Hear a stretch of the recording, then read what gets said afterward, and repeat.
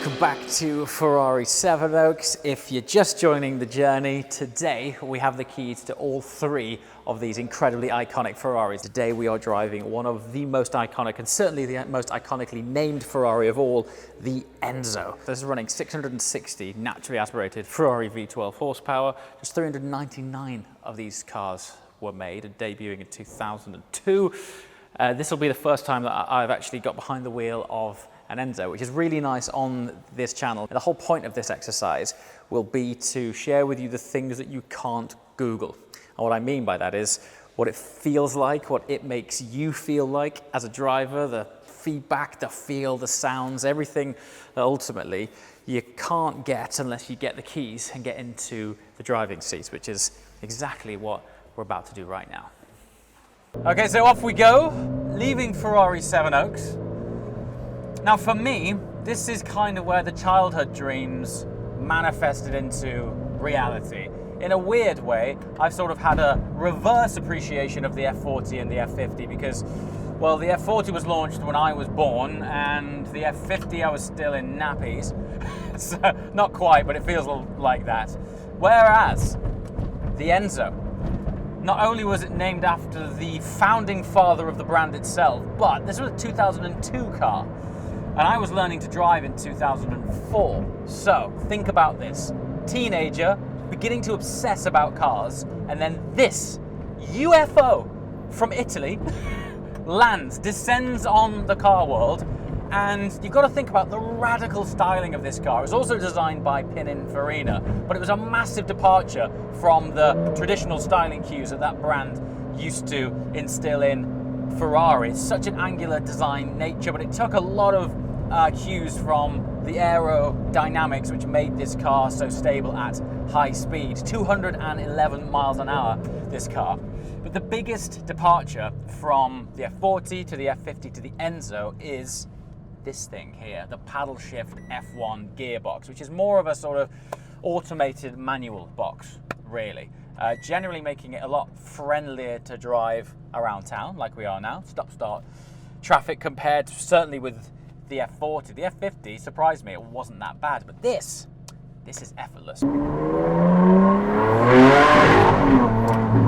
Okay, straight away, hopping out of the F50 into an Enzo. First of all, what sentence is that?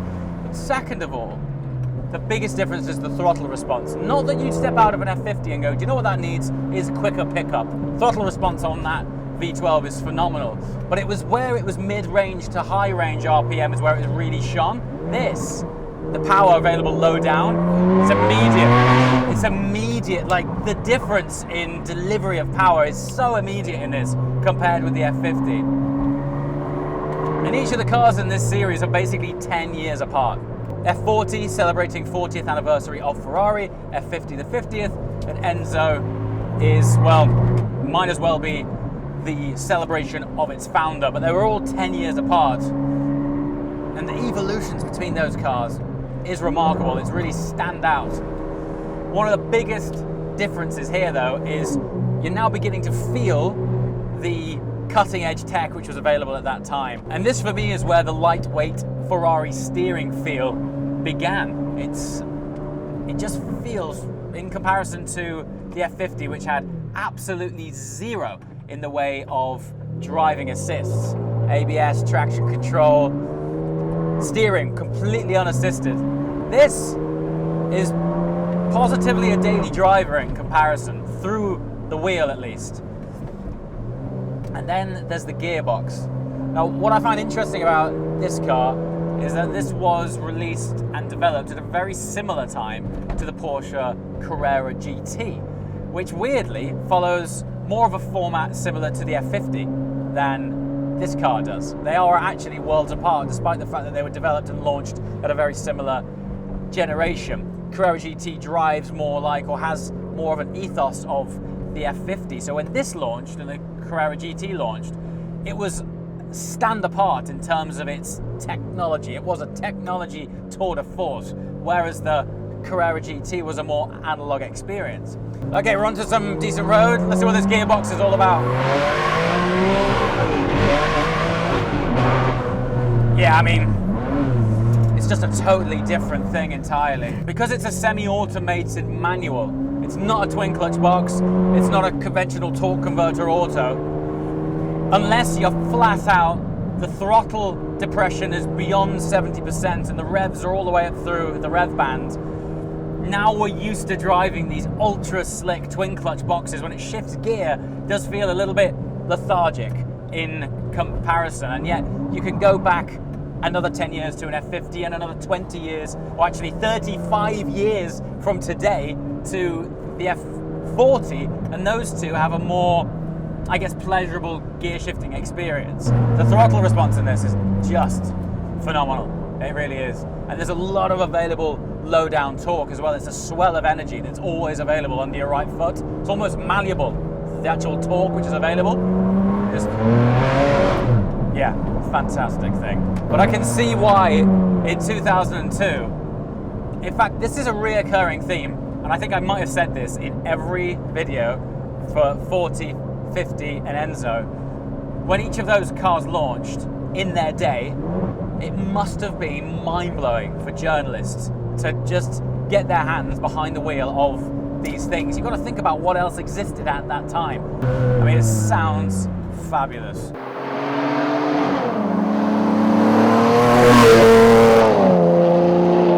The turn-in as well. And this is one of the things I would say about driving this generation of car, the 40 and the 50, as we sort of progressively ease ourselves into the more contemporary cars, it's not until you take a dramatic leap backwards, like by a generation, that you realize how much is lost in sort of organic tactility from a modern day car. And it's no fault of the manufacturer or the brand. These brands these days are subject to so much legislation and red tape and safety measures that cars are getting heavier because they have to pack them full of so much more stuff. A-pillars are getting as fat as tree trunks because they have to have new rollover crash tests and things. So when you get into an older car, the F40, the visibility out of that thing was like being in a goldfish bowl because the A-pillars are this big. Now, I'm not saying you want to have a crash in that car, but as a driving experience, it's just so much more of a pure experience. And this is just before things got a little bit too restrictive, I would say. Now, conveniently, we're on a hot day. What this does feel like is still that early generation of carbon ceramic that did benefit from getting some heat in it before it actually gripped. When I first applied the brakes on this when we had a bit of speed earlier, it didn't decelerate at all.